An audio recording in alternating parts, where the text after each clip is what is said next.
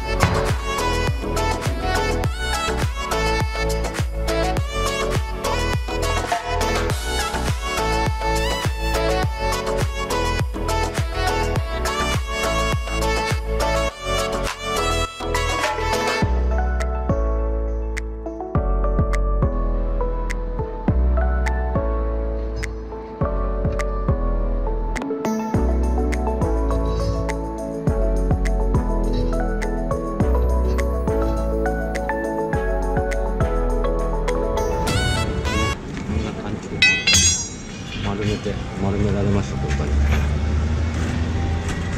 じで、先はこんな感じで